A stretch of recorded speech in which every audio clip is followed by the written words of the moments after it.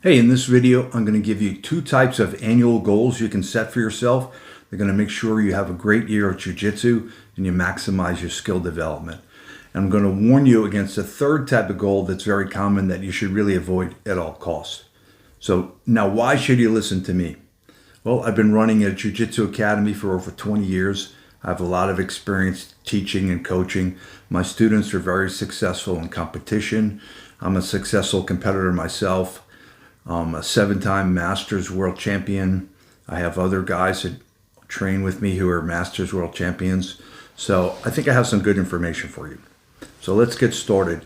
The first type of goal you want to take up is a process-oriented goal. So what does that mean? Process-oriented means you're just going to think about things that you're going to do. So the simplest thing you can do is determine how many times you're going to train this year. So when I ask people, how many times do you train? They say 2 times a week. For whatever reason, people typically break it down on a weekly basis.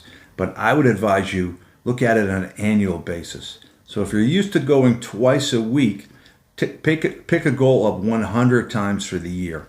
Because what will happen is inevitably something will come up. You go on vacation, something will happen where you can't get to training. So if you're tracking that number and you're aiming for 100, what will happen is you'll be able to make up for any lapses if you fall behind. And at the end of the year, you'll most likely have more training sessions you had otherwise, and your skill development will be higher. So the great thing about this goal is it's pretty much all in your control and you can track it. Now, a good framework to look at all goals is something called SMART goals. So that's an acronym that stands for specific, measurable, achievable, relevant, and time-bound. So 100 training sessions in a year is very specific. Is it measurable? Of course it is. You just track how many training sessions you're doing. A is achievable. Is it achievable? Well, that's up to you. If you're typically going in twice a week, then 100 times per year is definitely achievable for you. R means relevant. What does that mean? It means, is it relevant to the rest of your life? So if you have a career and family, you realize you only have so much time you can allocate to jiu-jitsu. So choose a goal that's going to fit into the rest of your life. And the T in the SMART acronym is for time-bound. We're talking about annual goals, so it's obviously time-bound. So this goal, how many training sessions you're going to do per year, essentially everybody should be doing this. Anybody who's training jiu-jitsu would benefit by doing this. Another way you can add extra benefit to it is to record your progress and put it in a public place. If you have a whiteboard at your academy, if you put your name down and track what you're doing, then your teammates will help hold you accountable. And you'll feel a little bit of sort of benign pressure to keep going and hit your goal. It's a great goal. Everyone should do it. Now, here's another type of goal you could take up, a challenge goal. So this goal isn't process oriented. It's a little bit more out of your hands, so it's going to be a little bit more challenging and more exciting. So you could challenge yourself by doing something you've not done before. If you've never competed before, then just competing would be a great challenge.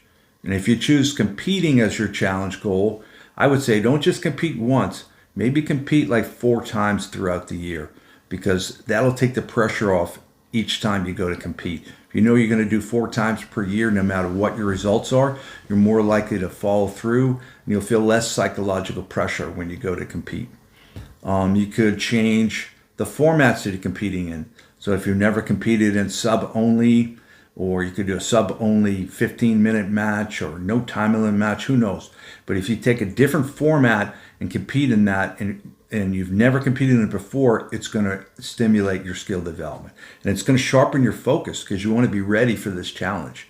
So those are great challenge goals for you.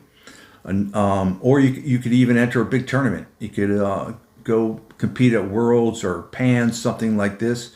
And that's going to bring a lot of excitement and enthusiasm, and it's going to sharpen your focus when you're at training. So I recommend people to do these challenge goals if they're up for it.